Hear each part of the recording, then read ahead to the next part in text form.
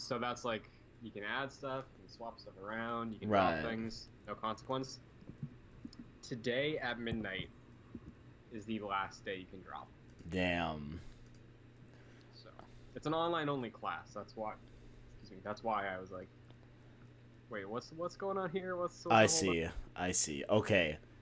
Technically, we should be live. Awesome. Technically. I'm gonna check on the link. So that's Yeah. Yeah, yeah, okay. We most definitely are live. cool. Alright, dope. Good to hear. Hold the chat. Uh, What's happening? How we doing, lovelies? What's popping? I've been playing some games. Have you been? I know you've been moving and such, and we had the unfortunate funeral that we will, proceed to talk about at the top of the show, I presume. yeah, I have not been playing many games. It's a real tragedy. Tragedy. Oh, did you jump on the beta? I did not. Oh, you didn't. Oh Closed man. now, right? Yeah, it opens back up either. Well, the official start time is Friday at 10 a.m. Hmm? But they tend to start it a little bit earlier and do Thursday night, so Well, it might be a Thursday luckily, night deal. I have no obligations on Friday as of this week. So you can test it out, So, see how you like it. no, I mean like I have work in the middle of the day on Friday, but Thursday night, Ah, stay up for a while. okay, It's okay, hot out. that works. That Um, works. what I did do though, Mm. worked a long shift today. Okay. Worked from 10 to 4. 10 to 4. Stayed after a little bit to help out one of my coworkers. Right. Right. And I was like, I know I got the podcast. Haven't eaten today. Went to grab a burrito, right? Right. Got a burrito. Finished it like moments before I called you. Uh huh. What I wanted to do after I had my burrito Okay. was have one of these peanut butter pie. I saw you tweet. I saw Oreo. you tweet about this. So what is? See, so I'm not one for an Oreo that's not an original Oreo. You know what I'm Mhm. saying? But if you could detail what is going down with this, Sure, yeah. yeah, So Oreo, again, similar to you, I normally stick with the basics, but I was walking through Target, right? I right, have a fridge with me now, so I was like, I gotta get a few things to like stock up, right, and I wanted Oreos because I normally get some Oreos uh to huh, treat myself, and I was like, I want to try something like exciting because I got a box of extra toasty Cheez-Its, never had those before. extra toasted Cheez-Its. Yeah, so I Interesting. was like, I'll be daring with my sweet thing too, so I got Right. chocolate peanut butter pie Oreos. Mm-hmm. I like chocolate. I like peanut butter. I love Right. peanut butter actually. Right.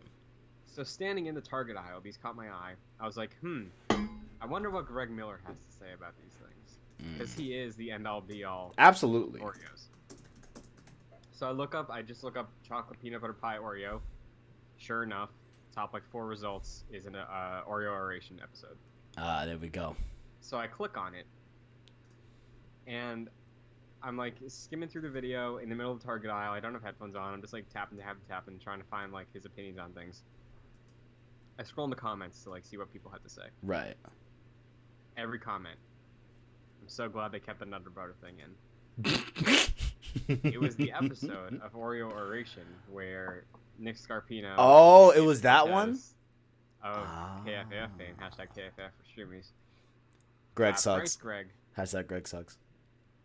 So I figured I would taste one live before we go. Oh See, shit. what they're about. I know Greg did not like them. He did not like them? No, because he said that he's not a fan of peanut butter. I see. For me, like, you know what? I want you to have the floor and give us how you feel about it, and then I will say my Okay. piece. As he refers to it, the smell, very good. It is good? Yeah. So it's a graham cracker cookie Okay. to mimic the pie crust, and then the filling is peanut butter and chocolate. Interesting. We have interesting color tones going on with that one. It's a very unique looking Oreo, you know? How we feel about it? I mean, you can finish Good. chewing. Okay, It's good. it's good. I'll say I agree with Greg. Excuse me. I'll Don't agree die. with Greg. Where I almost did last week.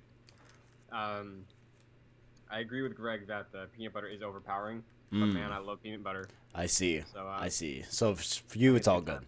Me, honestly, while I like the mint Oreos when they're around, those are quite nice. You know what I'm saying? Um, I cannot stand by double stuff or triple stuff Oreos. Those can get the fuck up out of here, if I may. Kevin, Those gotta go. are you familiar with the theory Oh God. that since our childhood, Right. Oreo has changed the standard Oreo to be a thinner cream filling, and double stuffed is actually what an Oreo should be that we No. used to have as children. No. I clearly remember a distinction between double stuff and regular Oreos as a child. I am But they 21. have shrunk those things to the point where double stuffed is actually the normal size. No, but no, no, I don't. I mean, I see what you're saying. Omar's with me in the chat. Shout out to Omar.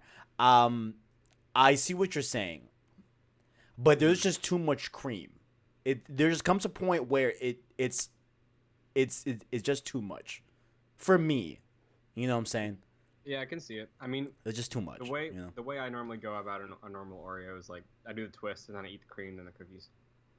So it's all Wait, you do what? Wait, you do the twist and the what? I do the twist. Oh, I okay. ate the first one. I see. Like the first no cream cookie. Right. Eat a little bit of the cream on the bottom one, and then just finish it off. 'Cause I it makes it fun. Right. I just simply just eat it. Right. But what I will stand by is that I can only bear about 3 Oreos until I need to go grab some sort of milk. Okay. You know what I'm saying? Like it's just anything chocolate, I have to have some sort of milk. Usually it's milk, but I got to have milk to wash it down. You know what I'm saying? Yeah. Chocolate.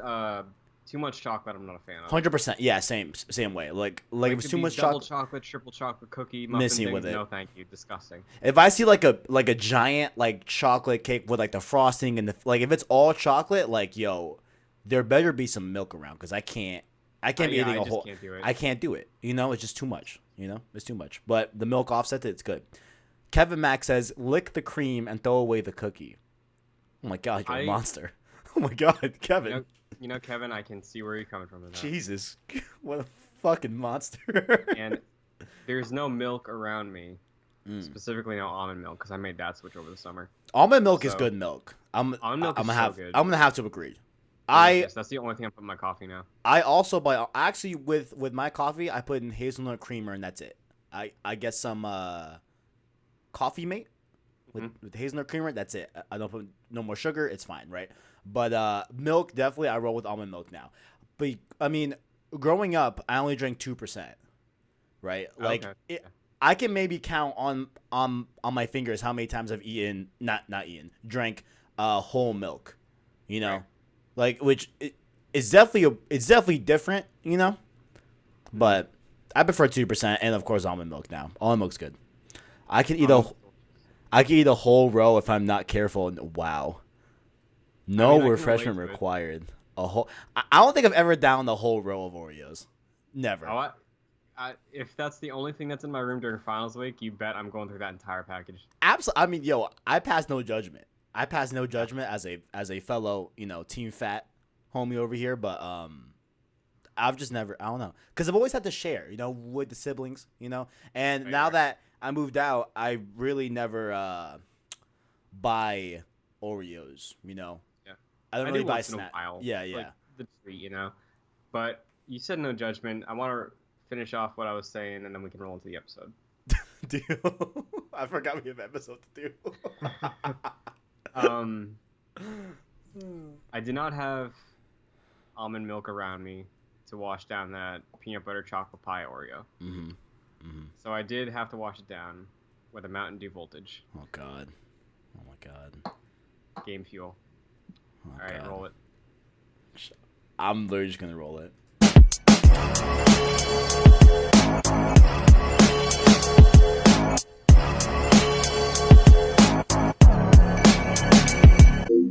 Cheer! Hello, everybody, and welcome to episode 52 of Cross Circle, the official podcast of PlayStation Source. I'm your moderator, Christian Buckley, back from the dead. It's been a while, Kevin. I feel like we haven't done one of these in a while. I'm trying to... Oh, no, we haven't, because the week before last week, it was Labor Day. Yes, and that's when we did. Yeah. Oh, wow, it has been a minute. Oh, yeah, I mean, how you been? We both started our semesters, you know. That's cool. Yeah. You almost died last week. I'm glad you made it out. Yeah, you know, I'm normally pretty all right for being healthy with right. like as far as sickness goes. Right. I'm a healthy person. Mm-hmm, but I say as we just talked about Oreos and Mountain Dew. The pre-show was just Oreo talk about Mountain Dew. Like, you know, knock on wood. I normally get sick later in the year. Right. And that's my one. I got sick, no joke, my first week of school. Yeah, that's horrendous. That's so horrendous. Because, I mean, at least to me, right? If I get sick, right, and if it's like stormy outside, yo, I'm good. That is like the best time to get sick. If you give me like a nice medium sickness, not anything too crazy, a nice medium sickness, I, you know, have a long game I gotta play, you know, it's perfect. Mwah, perfect. But very unfortunate. The bad thing was it was the homework, it was the 101 to 102 degree fever. The location I am. It's on a hill now. It's on a hill? It's on a hill. Interesting. Far away from many food sources. That's no bueno. And you can't really tell. This room's kind of tiny. So it was a mix of all those things. Right. Down but not out.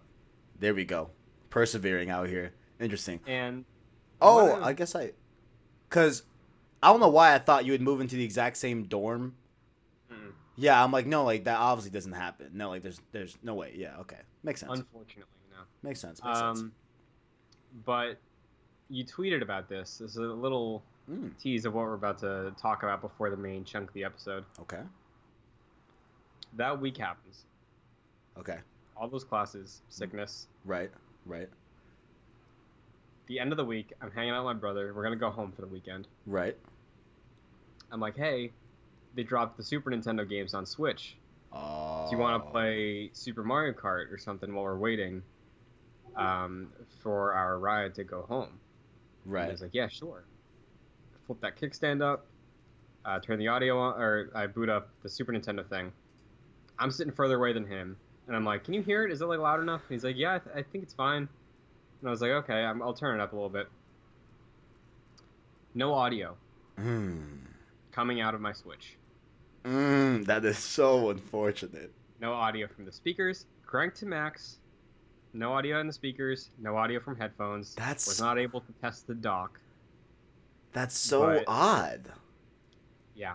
Well, you got to because I'm thinking I would now would the dock have because all of the data, like the video data, when you dock it is coming through the USB-C. Right, so perhaps the audio was probably still working on the dock, but nonetheless, that's still a clear issue.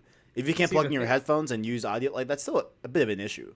The thing that makes me doubt it is the fact that the audio from the headphone jack wasn't working either. Yeah. On top of the stereo in the actual Switch. If those are speakers, and all right, but yeah, no, that having both those go out seems like it's a bit of an internal issue for sure. Yeah. So that's so upsetting. No audio on the Switch. It popped in for like a second.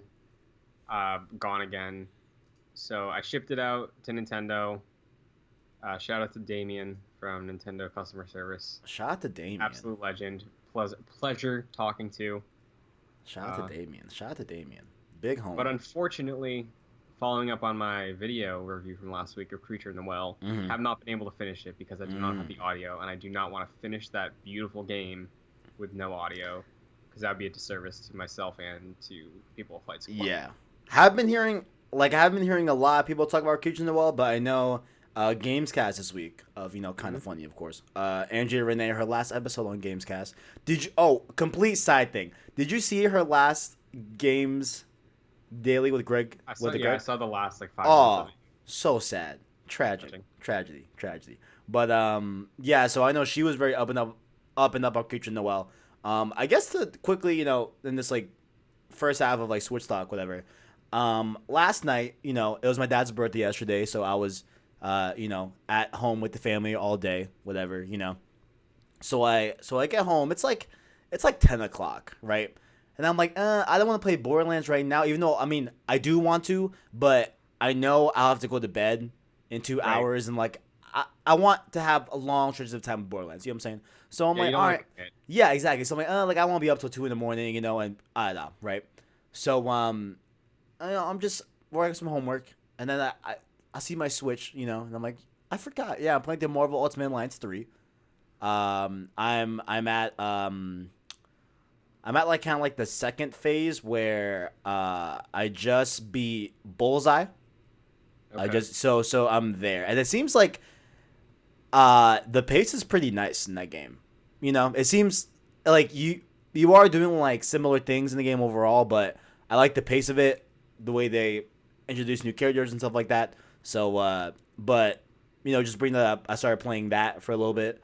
And ironically enough, I was up till 2 in the morning playing it. So there we go.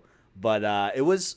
I'm still enjoying it. Still a great game, and Nice. I feel like this is gonna be one of those games where I think I'm gonna care a lot about maxing all these characters out.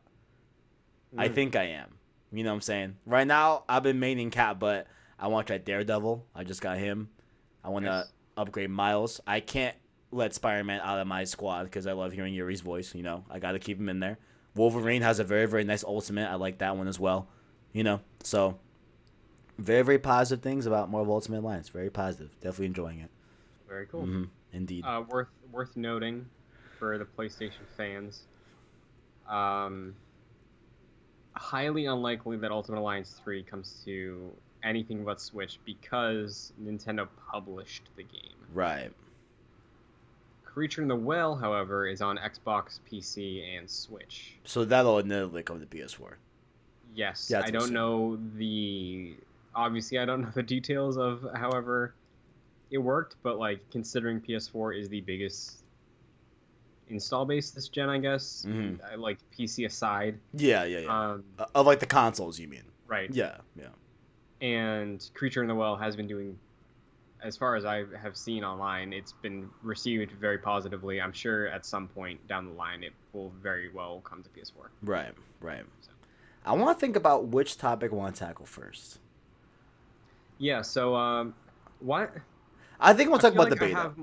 I'm more informed about Modern Warfare because I did have a little bit of experience with that gunplay. Okay, okay, right. If we want to start there, I want to start there. I want to start because like that. So I knew going into this weekend, right? Looking at the gaming calendar, if you will. You know what I'm saying? I saw. I'm like, man, both on Thursday we have the Modern Warfare beta and Borderlands 3. Now there was a few hours where Modern Warfare beta was live 10 a.m. and Borderlands didn't go live till 9 p.m. So I had like a nice 11-hour block to dedicate, to Modern Warfare. So I did that, right? So I played the living crap out of Modern Warfare. And then hmm, I actually didn't start Borderlands 3 till Saturday, cause right? I just wanted. Like, I'm like, okay, you're gonna forever have Borderlands 3. It's out. You're good. But this beta is one for this weekend and for next weekend. So let's try and get a lot of the hours in as much as I can, right? So Priorities. yeah, yeah, yeah, yeah. So the Modern Warfare beta, right now, if y'all remember when we talked about the alpha on this show, I was pretty positive about everything that I was seeing in the alpha, even though I was positive, but it was very much a limited experience. Like, it was only one mode. There weren't any perks or equipment. No, there were equipment, but like there wasn't perks. The maps were super small, so you didn't really know how the door mechanics were going to be when you got into the full game. Streaks as well, just very limited experience. But overall, I liked the way the game felt in the alpha. Right, going into the beta was very interesting. Right, Hmm. so the first day was really negative, right? And Interesting. yeah, I wouldn't say like completely negative, but like it was definitely down than the alpha, right? So, can you like set the scene? Like, what was new about the beta? What mode did they give you access to this time? Because before it was the 2v2 thing. Right. It was like I think I realized my problem. I heard somebody talking about the alpha on a podcast. They were saying that like the time to kill being so low and the fact that it's 2v2 and then you go into the traditional like switching sides thing where Yeah. like it takes almost longer than the actual match sometimes. Right. I think that was the thing that was making me feel weird about it. But Okay. what mode did they give you? Was it a more traditional like TDM? Was it capture the flag? What did you have access to? So the whole entire beta, there was a selection called Quick Play, and with them is where they rotated the different modes that you can go into. So it was TDM, Dom, and I think we had TDM 20 and Dom 20, which is just 20 people, so 10v10 or 6v6, the regular TDM and domination. With a mix of different maps that we've seen from early gameplay that we've shown, but this is the first time we're actually playing these maps because the gunfight has separate smaller maps. Um, and I think they did inevitably bring other modes to the beta. It being like what's it called, like realism mode. They added a gunfight on the last day yesterday, and they added some other stuff too, like NVG. I never touched those. I just went to quick play and just wanted to know like what is the overwhelming player base going to experience in this game. Yes. And so, interestingly enough, right? I know I said on the alpha that the time to kill was like a little bit quicker than Black Ops 2, right? I felt that like I could still make a decision if I was getting shot at and still find a way to end up winning a gunfight even though someone shot me first, right? Like I felt that like I could have that time, but Mm-hmm. on that first day, it did not feel like that. It felt very quickly. I don't know if they tuned it in towards the beta or what, but the first day was kind of rough. I felt like I was getting melted a lot. And I do have an overwhelming like big problem with the game as of right now. Obviously, Okay. it's a beta, you know what I'm saying? But overall, like going into day 2, I felt that. Oh, also a big issue with day 1 was that there was a mini map, and that's been talked about a lot. A lot of people are talking about the mini map thing, about how they removed the mini map only if you have a UAV or advanced UAV or a personal UAV is when the mini map would come on. And they put in that was separate from the alpha. They had like that Fortnite like top compass thing that you can say, oh, okay, at 320 whatever. Yes. That they have that now in this Call of Duty. But also they have red blips too. So I believe I'm not so like the strip, right? So like it'd be a line, it would like have your numbers of where you're looking at, and then on that strip you would see little red dots going horizontally, so you can kind of like pinpoint and see where people are using that compass. You know what I'm saying? Okay. If that That's an kind of makes interesting sense. decision Yeah, yeah. And because like when you immediately like the first thing I thought of when you said that there's no mini map was like I feel like that fits what Modern Warfare is going for right, from a context standpoint, as far as like it's like very literal, the truest I would say it's ever felt boots on the ground of like this is real. This is like almost a combat simulation at this point to a certain extent. Like there's still the COD-ness of it, but like they're trying to go for that accuracy. So like not having a HUD where there is a mini map displaying targets that shot moments ago and like you can see their exact location. right. Do you think that the maps though, like that was my biggest question. Are the maps large enough for the compass to do anything as far as tracking would go? Like, Right. do you find yourself just like pointing at the direction of the dot on the compass and then just charging and running into the person within a couple seconds? Like, because traditionally the COD maps are like there's a couple different hallways, to go through, and they're not small, but they're very like condensed. Right. Whereas something like a battlefield, I feel like the compass would just make so much more sense. Right. Right. Right. So So does COD like capitalize on that? so I inevitably got used to using the compass dots and stuff like that and tracking people through that. And of course, I got better at the game spending more time with the maps and spending more time with the weapons and stuff like that. But the biggest thing with this game that I think is going to be like its big issue is that the maps and how they're designed, right? They said during the reveal that they're going to move away from the iconic 3-lane map design that COD has, you know, lane 1, 2, 3, two sides, whatever, right? But with this, they made it clear that, hey, we are going to move against that and have, they like explicitly said, we're going to have maps with power points. How they kind of like used to be back in like Modern Warfare 2 era and like in like COD 4, where like, hey, like there's just a particular spot in this map that if you own that spot, you're just gonna dominate. You know what I'm saying? So I saw a little bit of that in the game, but what I saw more of is that almost every single spot that was of prominence in a map while I was playing the beta had about 3 different ways to get into that spot and about like 5 different places that people could shoot me from when I was in that spot at any given spot. So like it just was just a super chaotic map design that I think is the worst part that I found in this beta was that like these maps, there's a lot of different ways to get into. There's a lot of different buildings that you can go into, which is good for like I guess it's good from like a technical standpoint that like, you know, we have these maps that are more dynamic and, you know, they're just better off as like maps overall, but it's the design of them and that you can literally be shot from like 8 different spots wherever you're at.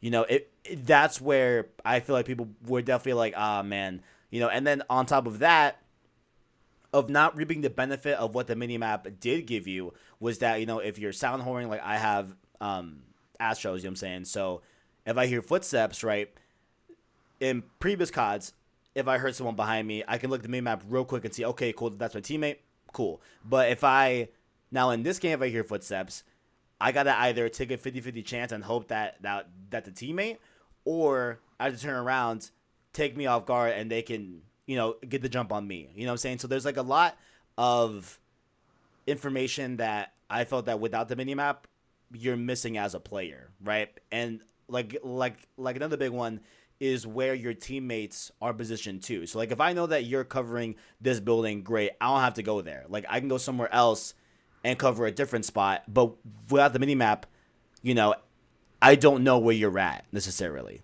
from a easier standpoint. But on day 1, they have player outlines for your team, so you physically saw their outline through the map, you know, where you're at. So that was cool. But then on day 2, they rolled in the minimap back, but it was a little bit different. So with the minimap on day 2, you didn't hear the red blips didn't pop up on the minimap if an enemy fired. Mm-hmm.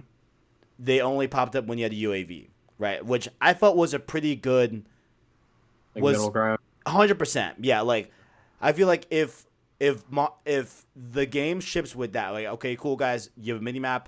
We're not gonna show you blips when they fire if they have a unsuppressed gun. Yeah. They're only going to pop up when you have a UAV, right? I felt that was a pretty good middle ground, you know? So, Kevin, from an outsider's perspective, Right. hearing all of this, the first thing I was thinking was what you just brought up about, like, the UAV is the thing that gets you to where you're expecting to be. Uh-huh. Like, obviously this isn't the full game. Do you think, like, my question would be, are there solutions through perks or gear, like maybe some drones that can follow you for a short burst of time? Yeah. Like, are there solutions to fix these problems that we just haven't seen because we don't know the extent of progression, perks, that kind of thing? Okay. Also, it seems like it's an interesting thing because, again, I'm hearing all of this from you. I didn't get a chance to play it this weekend. But and like surface level, it seems like COD is making some like base level changes that, because it's Call of Duty, it's the name Call of Duty and what you associate with Call of Duty, the fact that it's ditching so many foundational things like the 3-lane map system like the mini map, which is back now, but like in a different fashion. Right. Do you think it's just we need time to adjust to this new Call of Duty? Is there going to be a camp of like old school COD versus new school COD? Is there gonna be, I've already seen people being like, all right, well, just, get good. Yeah. Like, is this where we're at right now? Like, where do you think we are in that whole landscape of all the ways to view this Right. massive change? So first, in terms of equipment to alleviate you not having a mini map, right? What comes to mind is two different things. One is you get a field upgrade, which is kind of like a specialist from like Black Ops 3 or like Infinite Warfare, where it's something that you just get over time in a match, right? And there are perks that make you get those quicker, but one of them is called a recon drone, where you control a drone and you can ping different people. Well, different, not people, but ping different enemies in a drone. But what's awkward about that one is that you have to remotely control the drone, so your teammates benefit, but not necessarily you. You know what I'm Okay. saying? So that was kind of and I only used it once.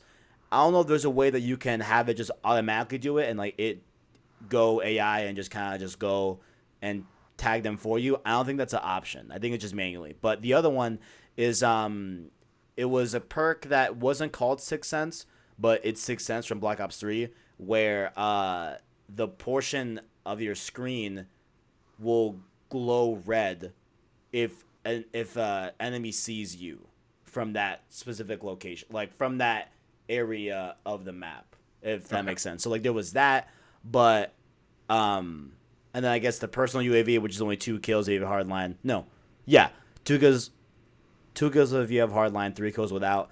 So, but that personal UAV is just for you. It's not for the whole team.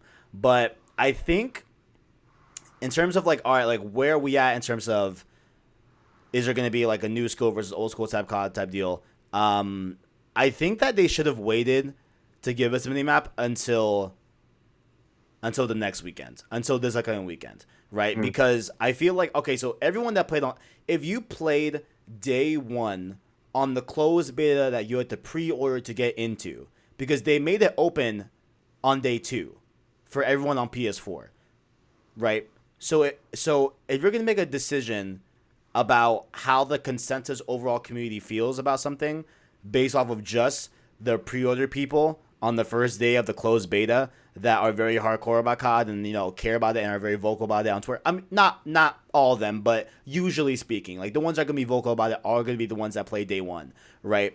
I think that was a bad call to make it then. Like I think they should have just waited Yeah. the whole weekend and seen how we all felt because by the end of day one, I was warming up to all right. This is how it is. I'm adapting as a player. You know what I'm saying? Like I think, but that's in contrast to like 3-4 hours before when I was first playing my first few games. I was like, man, like kind of a struggle at the mini map. I kind of miss it. It's Hmm. like I feel kind of weird right now, but like I mean, for me personally, I definitely got used to it at the end of day one and was warming up to all right, like maybe this isn't gonna be like the worst thing. Like it'll be fine, guys. You know what I'm saying? Yeah. So I wish that they would have just let us gone the whole weekend without a map and then put it in the second weekend. Honestly, I bet that from the development side, there are probably the two camps of like what we're talking about, old school versus new school. Like Right. from a development side, it's probably like, hey, maybe for what we're going for, a mini map doesn't fit. And then some people are like, nah, come on, it's COD, you need the mini map. Right. And the second they sniffed some sort of dissatisfaction, Dissatisfaction or dissatisfa I don't know. we. I was going on a roll, and now the method's stopped. I don't know what that Um, word is. Oh well. as soon as they felt that people were dissatisfied, they were like, all right, reverse it. And they even like anticipated because even before this, it was around the alpha time where they're like, "Hey guys, I know y'all heard from people that have been to the preview events that there's no mini map, and I know everyone is like knee jerk about it, but even though y'all haven't played it yet, and even though pretty much everyone, no, not everyone, but a large majority of the people that went to go play the game definitely wanted the minimap back, right? And again, Yeah. those people were hardcore Call of Duty fans that were gonna play the day one. Like they were gonna be those people that were gonna be like up in arms about no minimap. But they even said, hey, we're going to have it off during the beta, and we want to see what the overall player base feels about it. But I feel like, if the beta went live 12 hours and it's been up for about 12, 15 hours and you're going to flip the switch on the minimap like that, like how many people did you get in that 12 15 hours? I know it was a lot, but it's the type of player that you're getting in that day one that's not reflective of like the overall community. You know what I'm saying? But yeah, I mean, like at the end of the day, like with me getting used to not having a minimap on that day one, the information that you get as a COD player from the minimap that goes beyond where the enemies are, just in terms of like where your teammates are, overall, just map information and all that you get from the minimap in COD, right? I still feel that it was a right decision to bring it back in like how they brought it back in day 2. But I wish they would have waited a little bit. Yeah. It's how I would have put it. But so I guess wrapping up beta thoughts. Are you excited for the upcoming weekend? Yeah. After this prior weekend. Yeah, because this one we're gonna get Ground War, which is 32 players. We're gonna see how that rolls out. We're gonna see bigger maps. We're gonna see how that goes. We're gonna get crossplay as well with Xbox. We're gonna see how that goes. I really want to see how that changes up things and see how that overall goes. And first time we're seeing crossplay in Call of Duty. So definitely there is something to look forward to in the second weekend, but we'll see. I don't know. We'll see. And so I guess after the alpha the weekend you had, after this beta weekend, and you opening saying that there were some things you really did not like, where are you standing now on COD 2019 Modern Warfare? More excited, less excited, worried? I'd say I'm like maybe a peg below where I was in the alpha. Alpha, I was like really up on it. Now, like I'm still positive. Like I was still having fun, especially with day 2, with adding the map back. Like that, I felt a little more comfortable as a player, and I was having some really good gameplays on that game during that day in specific. But overall, like I was still having fun with the game, right? But also a big thing that I feel like a lot of people need to also take into account was that this is the beta, right? Right. The average person, I mean like the average run-of-the-mill person that isn't watching this podcast or isn't watching, stuff about Call of Duty, they are not going to play in the betas until they get the full game. We have the people that are the full game, and we have the people that are a part of the Christmas crowd, you know what I'm saying? So people are complaining that like, oh, like you're like dying super quickly in this game, and it's like, guys, like you have to also think about who we're playing with. Like everyone that we're playing with, we're all pretty sweaty. Like we all take COD like a little bit more serious than like the average person, you know what I'm saying? So I feel like people that are complaining about like, oh, like dying too fast, like I don't want to say get good, but the people that we're playing with in these betas are good. You know what I'm saying? Yeah. So it's going to be a little bit more competitive right now in the beta phase, but we'll see, and like I know that will inevitably die down when the full game comes out. But overall, I'm positive about it. Overall, I'm positive. Modern Warfare, we'll see. So another thing that I really don't know where you stand at the moment. Okay. I saw you streamed. I didn't want to watch because I wanted to get your impressions fresh. Right. On this episode. Probably your second most anticipated game of the year, right behind Anthem, was Borderlands 3. Is that fair to say? I can't believe in hindsight. Well, Borderlands 3 wasn't confirmed. Right, but did you mention it on that episode? I feel like you probably mentioned Borderlands 3 on that episode, whether or not it ranked. But did we have like strict stipulations like, hey, like games that are 100% confirmed for 2019? But nonetheless, I get your point. I might have shouted out a couple that are like not announced, probably happening. So like I think there were probably a couple, but 100%. Borderlands 3, I have surprisingly, I feel like it's been kind of quiet. I was talking to Omar about this. Omar asked me, he was like, hey, is anyone from like your circles that you follow like talking about Borderlands yet? And this was probably like halfway through last week, when like some impressions would be coming out. Right. and there was the weird thing with like pre-release was only for PC, you Yeah, know? that whole thing. Yeah, yeah, So yeah. it just seems like it's been so quiet because so many of the people I follow and would be getting these impressions from had to start day one. Right. Um, Yeah. so I don't know the pulse of like what's the deal with Borderlands 3. I know from the people I follow that have been excited for it since the second it came out, are being like, "Hey, I'm having fun. It's more Borderlands." I know they made some pretty major changes with the multiple maps, Mm-hmm. Mm-hmm. exploration, the ship, stuff like that. But at its core, it sounds like it's just more Borderlands, different coat of paint. Are we happy? I mean, in so this was I was man, I was thinking about it last night too. I was like, Borderlands 3 is just literally more Borderlands, and like that's not like a bad thing Mhm. necessarily if you love it, right? But like if you to come to me as if someone were to come to me with, hey, listen, I didn't like Borderlands 1. I definitely didn't like Borderlands 2 because I feel like this game is definitely more Borderlands 2 than Borderlands 1, obviously. Which makes sense Yeah, that yeah, they yeah, kind of found yeah, 100%. their meaniness. Yeah, yeah, like it definitely feels very much like Borderlands 2. But if they didn't like those games, I'm like, you're probably not gonna like Borderlands 3. It just is what it is. But I am loving this game, as to be expected, as obvious, right? Like, but I'm trying to think. So the biggest sore that really is kind of a travesty is Reese. You know, like they got someone that sounds like him. It definitely does. Oh, It definitely does sound like Troy Baker, right? But it's not Troy. It's not. see, You that's a know? bummer for me as a huge fan of Tales. I Yeah. love Tales. Tales is my favorite Borderlands thing.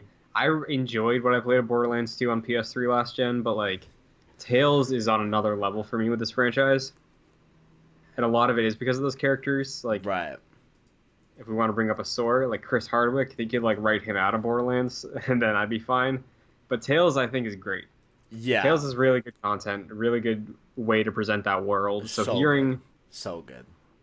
this is upsetting because at that initial reveal, when Reese was in the trailer, I lost my mind. I was like, Reese, they're putting Reese in the thing. It's canon. It's real. It's happening. But like, yeah, that's a bummer. Like I mean, and when I watched the trailer, I didn't know who Reese was. I hadn't played the Tales from the Borderlands yet. I played it this summer. Totally with you on it. It is the best story in Borderlands. Like Yeah, that's just facts. Obviously, it's a more narrative driven game overall, but I think it's the um, funniest too, personally. I'm with you on that. Yeah. I'm with you on that. Yeah, and there's a lot of really not emotional, but like homages to like those that we lost in Tales. That's Nice. really sad. Look at my Twitter; it's there. I saw that. I was like, man, that hurt. That really hurt. That really hurt the boy right here. But Vaughn is in the game. Right. Vaughn is as good as ever. It's still Chris Hardwick. I know you're not a fan of Chris Hardwick, but Vaughn is still Vaughn, and Vaughn was in the Borderlands 2 DLC leading into Borderlands 3 that they released. A Yes. Lilith in the Fiber Sanctuary. So Vaughn was in there as well. So we got a little bit of that too, and that was cool playing right after Tales as well. Um, but So yeah, before we dive deep, how intertwined is the story threads and characters from Tales? Because it sounds like I know you probably put like a handful of hours in, but yeah. like seems like they're pretty present early on. Yeah, so yeah, they both are, and there is a lot of time that has passed. Now, someone in the NPC world, like I think it was Lilith actually, like I think she said it was 5 years since the Fight for Sanctuary DLC from Borderlands 2, which I thought was quite interesting. I'm like, huh, man, I'm like, damn, like that much time has passed? Like, okay, all right, and like it makes sense because from where Vaughn is at in the DLC to where he's at now, I guess makes sense time wise into how like all the stuff that's happened to him that like he said happened to him. I guess makes sense that it would have to take 5 years for that to happen, and that makes a lot more sense when you see where Reese is at. Like when you see where Reese is at, it's like, oh, okay, it makes sense. Like this probably is 5 years, but like So, like, I mean, with the threads that they had in Tails, they're definitely kind of tied up as far as I'm aware right now. And again, I'm want to say maybe like I'm like 6 hours in the Borderlands 3, um, but they're definitely tied up in dialogue. Like, there's not anything that you're seeing at least yet. I don't know if something's gonna change in the future, but as far as right now, like they seem to be just tying it up like in dialogue, as if like maybe there won't be a Tales 2, or obviously with Telltale being gone. Um, Right. but it seems like maybe they got word from the writers at Tales like, hey, like this is where we wanted to go. So if you want to do that, cool, you can tie it up in dialogue, whatever. So I think that's what's going on there, and maybe by the end of the game, we might see them build off, and hopefully someone can take the helm of like those characters and do that maybe, or they were just gonna web them into everything. But Yeah, I mean, like with Telltale having the small resurgence and like maintaining Batman and Wolf, right, like never say never, I guess. But it's yeah, if it yeah. sounds like they're like continuing those characters' story in here, then yeah, you're probably right. Yeah, like it's definitely not like a write off, but they are definitely taking into account everything that happened in Tales, especially with the biggest thing that happened in Tales, which I won't say, but Right. if you know, you know. That is canon as well. But I mean, Borderlands 3, you're fighting against the Calypso twins. Some Hmm. very interesting stuff happens in like the first hour. That's like, ah, like all right, like this happened to this character. This is did not expect this. And apparently, there's a lot more stuff that I'm near. I guess that my friend is a few hours ahead of me and it's like, yo, like shit gets weird. So I can't wait to play that. But you're in Borderlands. You're doing what you think you would be doing, which is finding vault keys, figuring it all out, fighting against the Calypso twins, And the way they've done like the different planets. So I've been to two planets that are in Pandora. So you start on Pandora. Hmm. You go.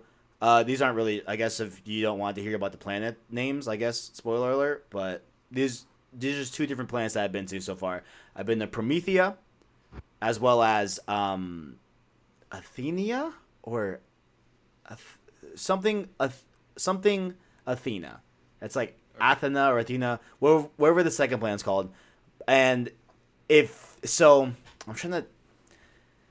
So If for you ever, Pandora, I want to like is it? get a range of like the size of these maps, but go ahead. Yeah, I was gonna say, is Yeah, Pandora like the size of Pandora in Borderlands 2, or is it like more? Is it it's smaller? Like definitely what? smaller. It's Okay. definitely smaller. It's because like in the first Borderlands games, the entire game is in Pandora. Yeah. You usually go different parts of Pandora. There's different towns, different sects that have different feels to it, different aesthetic looks, but overall, like you're still on Pandora, right? And then on this one, you're playing like about the size of like a regular city, I guess, probably a little bit bigger. Is there any wasteland? Because I know 2 has the area right outside Sanctuary where you can like drive around. You're Like, more so in Pandora and Borderlands 3, it's definitely like Borderlands 1 Pandora. okay. Where like it's definitely in the wasteland. Like it's like you're in the starting region of the first game, just kind of just rearranged and different layout, but it looks aesthetically like that. You know what I'm saying? And then every one of the planets that I've been to so far, if they aren't gonna introduce more parts of that map in the story that I haven't played yet, it looks like the each planet has about that same size area. You know what I'm saying? Like I don't know if that may even make sense at all, but like it's not as big as it made it out to be when they said, "Yo, we're gonna do a bunch of different planets." You know what I'm saying? And like even me was comfortable. I'm like, okay, like how big are these areas gonna be then? You know what I'm saying? Yeah, Is I there mean, I would assume they'd be pretty big since it's been how many years since pre-sequel? the pre-sequel was 2014, So I five think. years, give or take. Yeah, 20 So we don't know 20 when pre-production started, but like 2014, yeah, something like that. Like they definitely. Have you played Borderlands 2? I have, I didn't finish it. Okay.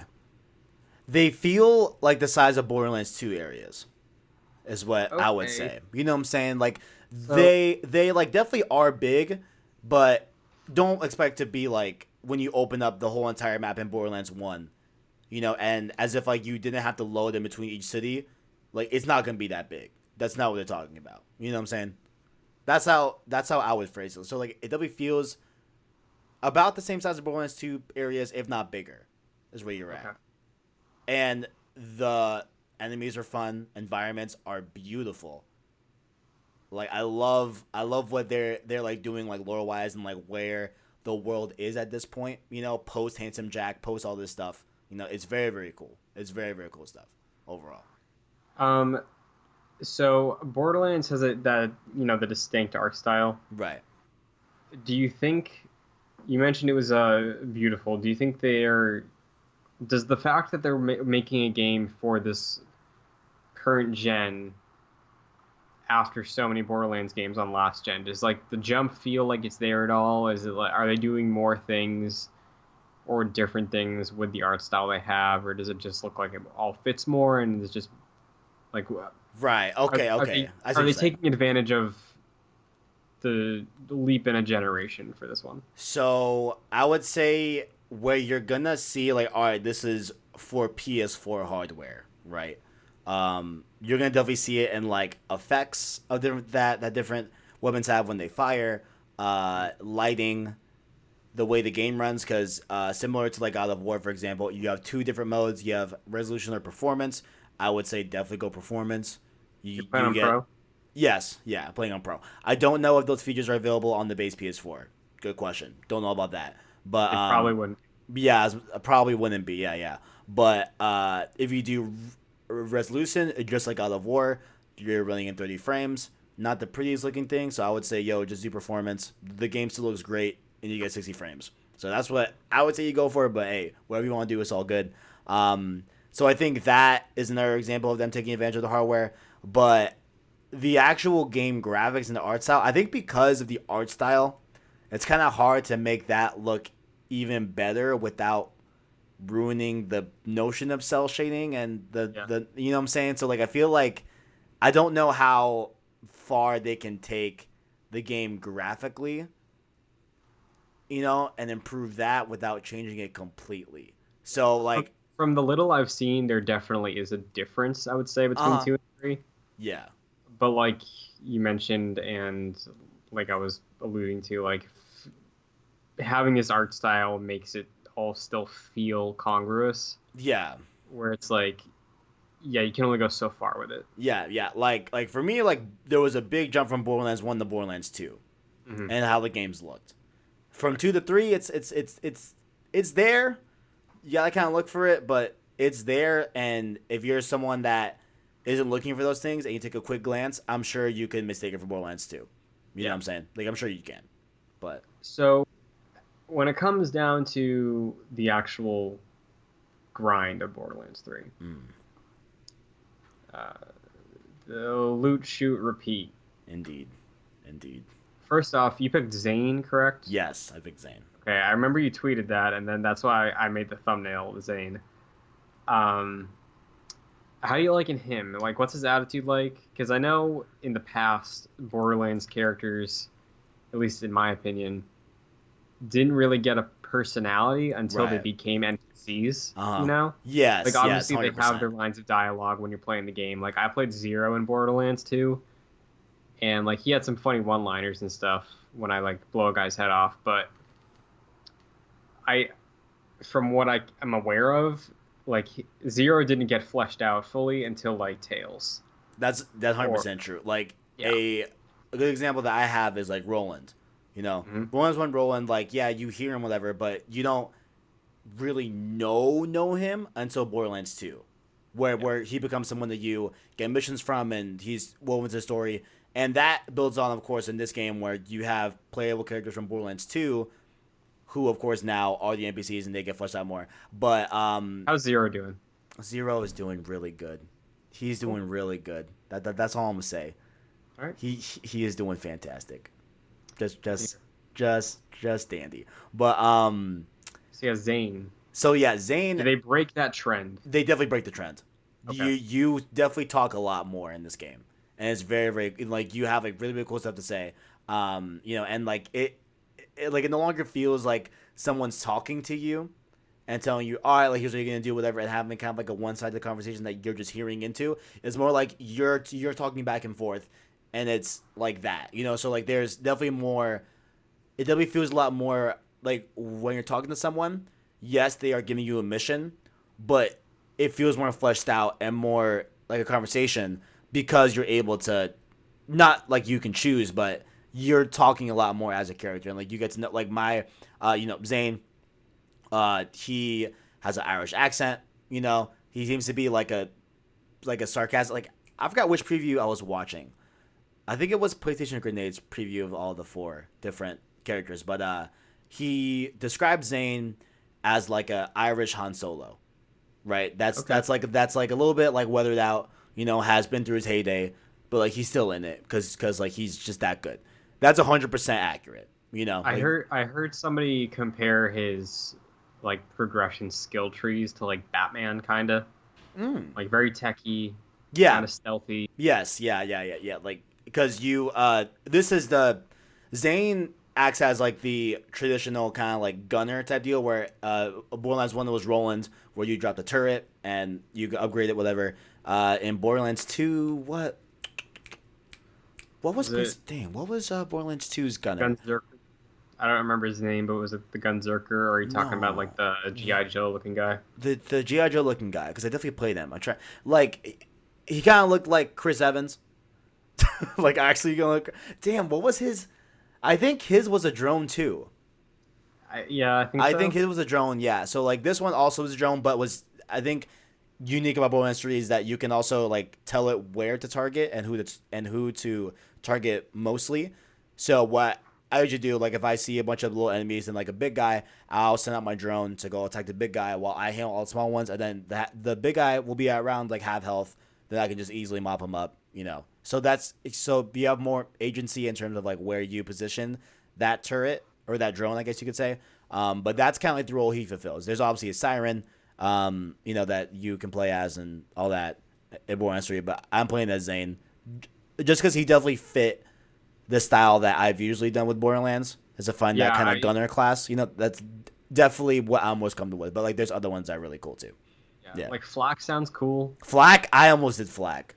Yeah, My friend was playing Flak and seeing him summon his animals to go like it's cool. It's yeah. really cool. It looks really neat. So, You can pet them too. oh, that's Pet cool. little, yeah, it's nice. It's nice. Um, I like it. so before we talk about the gameplay, because I have a question about the gameplay. Have Okay. you been playing solo or co-op? Have you missed multiplayer at all? I've been playing solo and I played a little bit of co-op today actually. How's But that? mainly I've been solo. It works good. So this is actually a good place to talk about the new way that they well, not way that they're doing it, but you can choose. So you can choose either competitive looting system or cooperation or cooperative, whatever. Cooperative. Yeah. That type of system as well, which is new to Borderlands 3, which is where like if I'm level 30 and you're level 10, you're say level 10, right? We're both playing together. If we both select cooperation mode, our loot looks different. So you'll see like me open a loot chest, but I'll see level 30 guns. You'll see level 10 guns, Gotcha. right? And you won't see me pick up anything. You'll see me open it, but you'll just see the loot that you can pick up and not me because I'm seeing different loot that I'm seeing, right? So, and the enemies scale. See, now, what I don't understand the enemy scaling that much. I think it's that whoever's the highest level out of the two, the lower level scales up to that. But Okay. like I was talking to my friend while we were doing it, his enemies were level like 22, 23. Mine were still level 14, right? So I think it's like it's got to be a super complicated system on how they scale it to where if we're shooting at the same enemy, they die at the same time, you know? Even though one's like you know, like so it's got to be something mad complex, but like that's how it's done. So like I'm seeing level 14 enemies and they're dying like 14 like level, you know, like it's like I'm playing solo, right? And but he's helping me, but he's seeing level 30 and they're both dying at the same time. It's very complex.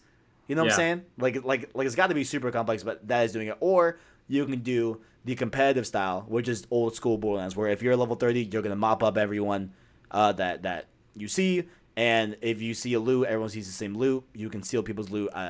You know.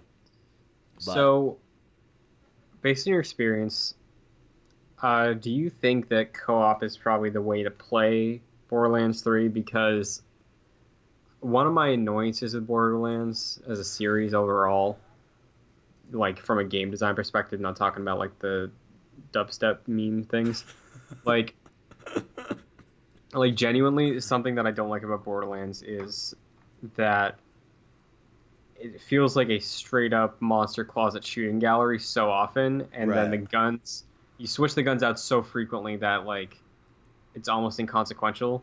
Yeah. So my favorite experiences with Borderlands 2 was when I was playing co-op and I was just like talking to a buddy while we were doing these missions and exploring the Pandora. So are there any crazy changes? Like it doesn't sound like it based on what I've heard about like, oh, it's more Borderlands, so if you like that, you're in for a good time. Right.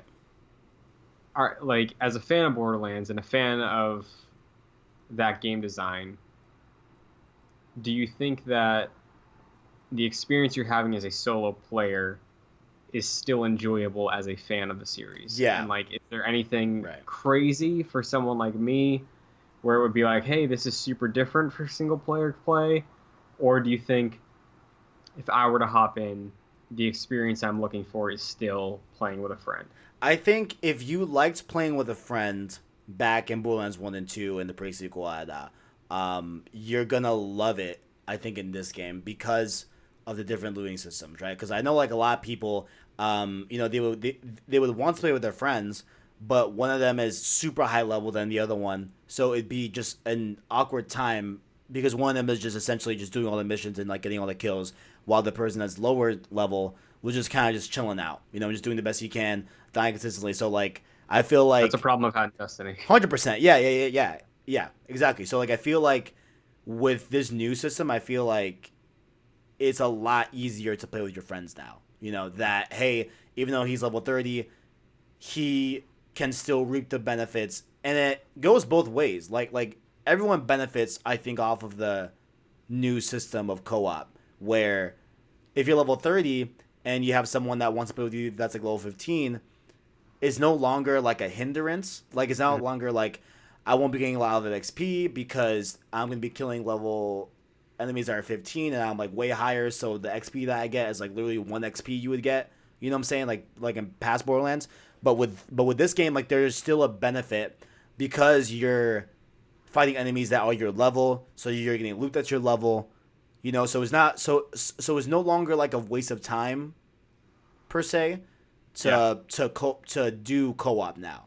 Like it's just more encouraged. So I feel like overall, like if you want to do co-op, I think this one is the one to do it in for sure. But if you're like me that doesn't really care either way, like if I have co-op is fun.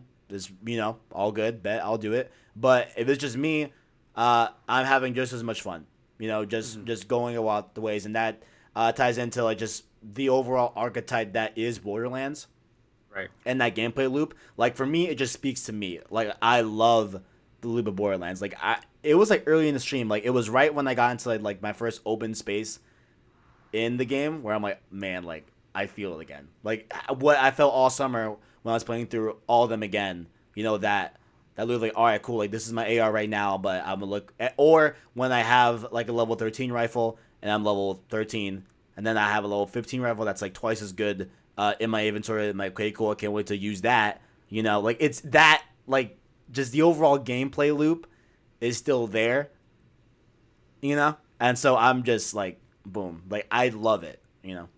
Are you familiar with the term podcast game? Yes, I am familiar with the term podcast game. Indeed. Yes. I feel like this is definitely one, and I feel like all of them are. I'd say. Yeah. Yeah. Because Borderlands 2, when I was playing by myself, was a podcast Oh, 100%. game. 100%. Same thing when I was grinding in Destiny 1, when I had to repeat missions. Mm-hmm. To, like, hit that cap. Podcast game. Podcast game. Podcast game. So, if you would like to listen to PlayStation Source while you're playing Borderlands 3, Wow. fun fact, you can find it on podcast services like Spotify or on Apple, right? Yeah, we are. Indeed. And probably every other podcast service Yep. that you may be able to use. You can listen to this show. You can listen to Road to Part 2. as well.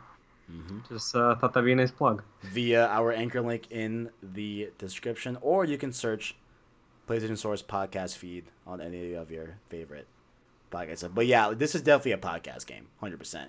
Now, when I first played a Borderlands game, I had to go through the story, so I'm not listening to podcasts. I just want to get the story first. But side missions, when I beat the game, are definitely podcast time. 100%. 100%. Absolutely. Yeah, like I'd probably, if it came to a point where I did get Borderlands 3, I would probably just mute it and then turn on captions and then play Yeah.